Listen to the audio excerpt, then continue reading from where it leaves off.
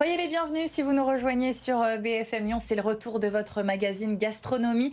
Comme chaque jeudi, dans votre assiette, émission en partenariat avec le Petit Paumé, avec pour m'accompagner ce soir Alicia Masset. Bonsoir Alicia. Bonsoir Les Victoria. vacances ont été bonnes? Très bien. Bon, très bien. Notre invitée ce jeudi, c'est Jade Fontaine, diététicienne nutritionniste à Lyon. Bonsoir. Bonsoir. Et merci d'avoir accepté notre invitation. C'est la fin de l'été et donc fini les excès, les barbecues, les apéros, les glaces.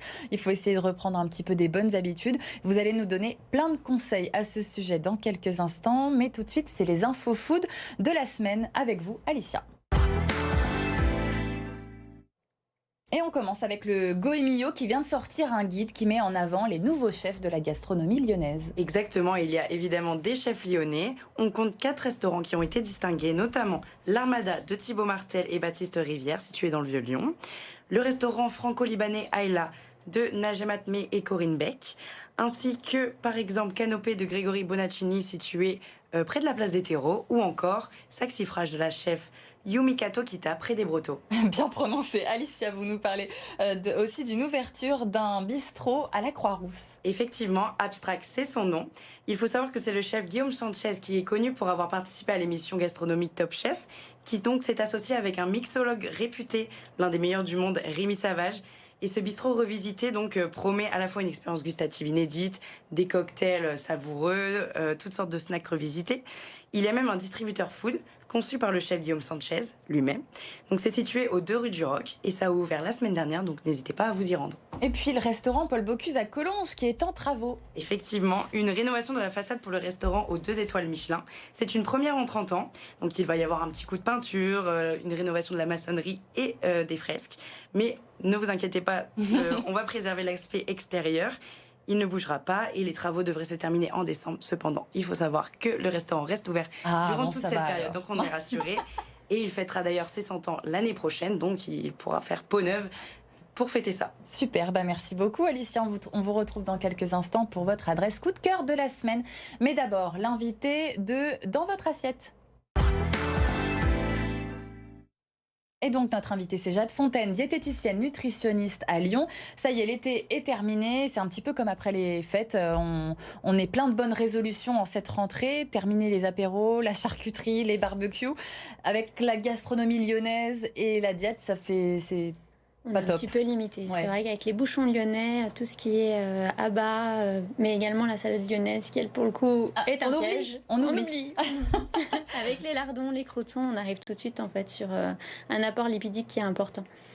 Comment on fait alors pour retrouver une alimentation saine? Il faut réinstaurer une routine. Alors la première des choses effectivement, c'est de retrouver un rythme, d'essayer d'avoir un bon petit déjeuner avant de partir de la maison, d'instaurer des horaires de repas qui sont réguliers, fixes. On essaye d'enlever toutes les distractions qu'on avait pendant l'été, donc tout ce qui est télé ou encore écran.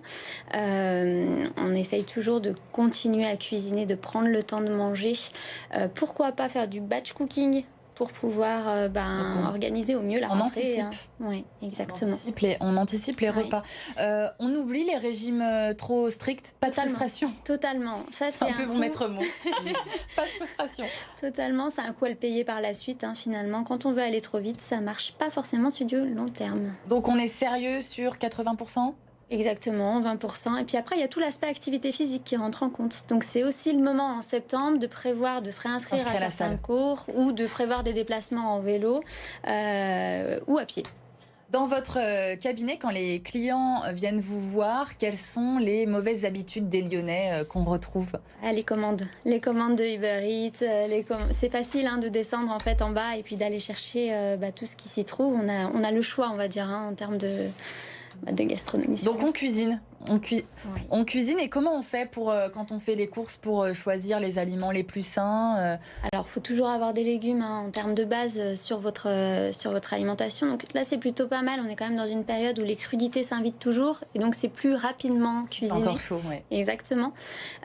Pour l'hiver, on peut s'aider surtout des légumes surgelés aussi dans la rapidité, toujours en regardant que ce ne soit pas déjà cuisiné. Et pour ça, j'ai la petite astuce en général d'avoir l'ail et l'oignon surgelé aussi dans le congélateur pour pouvoir y ajouter et agrémenter vos plats. Faire le plein de fibres aussi, c'est très, très important et très bon pour la santé. Exactement, pour baisser l'index glycémique. En fait, c'est l'absorption du sucre dans le sang lors de votre repas. Et donc, ça vous permet de maintenir une sациété plus importante sur la journée. Et donc, effectivement... les grignotages. Effectivement. Donc, justement, pour éviter les grignotages, est-ce qu'il faut faire un goûter Une collation, elle est la bienvenue pour éviter justement d'attendre trop longtemps entre le repas du midi et le repas du soir et d'avoir des repas sur le soir qui sont trop conséquents puisque c'est celui-là qui doit être le plus léger. Donc une collation plutôt saine, on peut s'aider du pain, de la petite tranche de pain justement, plutôt le carreau de chocolat, un fruit. Ça reste quand même des choses qui ne sont pas transformées et qui sont possibles d'emmener. On dit aussi qu'il faut bien mâcher. Est-ce que c'est vrai? Oui, parce qu'en fait, la digestion commence dans la bouche avec l'amylase salivaire. Et par la même occasion, l'estomac met 20 minutes à dire à votre cerveau qu'il n'a plus faim. Donc le fait de mâcher va vous aider aussi à retrouver de la satiété. L'été, on prend souvent l'habitude de faire des apéros avec de l'alcool, du vin, des cocktails à consommer avec modération bien sûr. Comment on fait là, à la rentrée pour nettoyer tout l'organisme? Alors, on essaye de les limiter. Vous pouvez très bien prendre des jus de citron dans l'eau. Mais le matin, ça, c'est bien. Ça, vous pouvez exactement sur le matin. Éviter aussi, du coup, de continuer régulièrement ces apéritifs et bien boire. Boire beaucoup d'eau, surtout avec ces chaleurs. Et attention de ne pas se ruer sur la machine à café, à l'inverse. Pour compenser, ouais. Oui, exactement. Et on combine ça avec du sport, vous l'avez dit. Exactement. Eh bien, parfait. Merci beaucoup. On a toutes les clés pour reprendre un bon rythme et un bon équilibre. Merci beaucoup, Jade Fontaine, diététicienne, nutritionniste à Lyon. On passe tout de suite à notre rubrique Un chef, une recette. Notre journaliste spécialiste gastronomie, Arthur Blé, va rencontrer chaque semaine un chef de la région pour vous proposer une idée de recette facile pour refaire chez vous, à la maison. Et cette semaine, il est allé au restaurant éphémère du chef étoilé Anthony Bonnet au menu cocotte de chou-fleur, œufs et pop-corn. On regarde et après vous nous dites si c'est sain pour cette rentrée. Très bien. On se retrouve dans les cuisines du chef Anthony Bonnet. Alors Anthony Bonnet, vous êtes le chef du restaurant de la Cour des Loges. Mais pour cette année, jusqu'à décembre, vous venez d'ouvrir un restaurant éphémère ici en haut de la Tour Crayon. Et vous avez prévu une recette, je vois, à base de chou-fleur, c'est ça? Voilà, c'est ça, chou-fleur. On est en plein dans la saison, ils sont magnifiques. On va juste le couper en deux pour qu'il rentre dans la casserole. Vous avez vu, il est très très frais, nacré, pas de tache. Et on va le blanchir directement dans la casserole. Voilà. À ébullition. On monte à ébullition, de l'eau salée et on va le mettre à peu près 10 minutes. On va juste aller blanchir une eau salée. Alors moi j'aime bien parfumer quand on cuit comme ça à l'eau.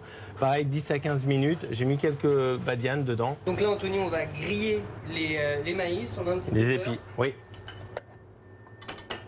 Hop. Hop. Et en fin de cuisson, on va les rouler avec un peu de paprika fumé au dernier moment. Là, combien de temps sur... Alors, chaque face, oui, à peu près 1 minute par face. Voilà, donc là, les maïs sont prêts. On va venir décoller les épis. C'est bon? Parfait. Les pop-corn, alors comment on fait? Un petit peu de matière grasse. On prend le maïs. Il y a plein de petits producteurs autour de Lyon qui en font maintenant, donc c'est top. On le monte en température. Et bien sûr, on couvre. Et là, on attend. C'est rapide, c'est vraiment quelques minutes. Donc là, on a mis notre chou-fleur qui est cuit dans les oignons avec un peu de badiane. Voilà. Qu'est-ce qu'il reste à faire? Alors là, je le grille légèrement pour apporter ce côté, pousser un peu ce côté noisette. Je rajoute le lait, on couvre, on laisse cuire 5 à 10 minutes. On est sur du lait de vache? Du lait de vache, là. Lait de vache, alors ce que je conseille, ce que j'aime beaucoup, c'est les laits végétaux. Peut-être parce que ma femme est allergique aux produits laitiers et j'ai l'habitude. Donc il y a les laits d'amande qui marchent très bien, les laits de coco, le lait d'avoine, donc qui apportent aussi un côté un peu plus light, un peu plus digeste. Donc notre crémeux est terminé. On le met dans des petites cocottes, c'est ça? Voilà, je vais rajouter un petit peu d'origan dedans. Je mélange. J'ai goûté l'assaisonnement, on est bien. Et on va rajouter 1 à 2 cuillères par ramequin.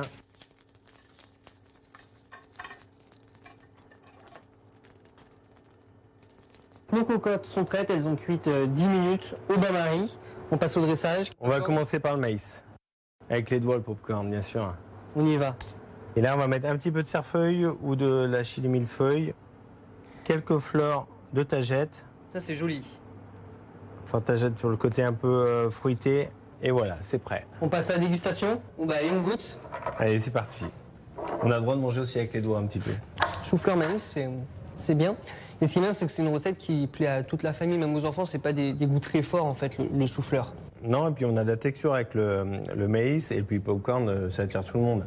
On a envie d'y aller avec les doigts, on a envie, ça apporte de la gourmandise.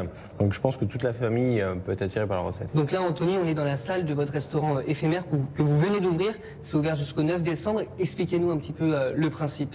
Alors j'ai fait un menu unique, ouvert du mardi au samedi le soir jusqu'au 9 décembre. C'est un menu à 120 € avec à peu près 9 étapes.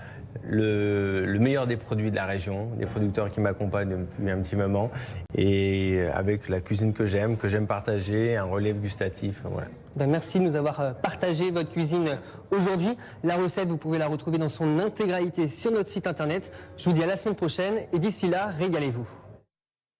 Et voilà pour ce premier numéro, Un chef, une recette. Merci Arthur. Alors, qu'est-ce que vous en pensez? C'est bon pour la santé? Oui. Pas mal? Oui, on est plutôt pas mal. On a la richesse en fibres là pour le coup et en protéines, donc on est plutôt pas mal. Eh ben c'est parfait.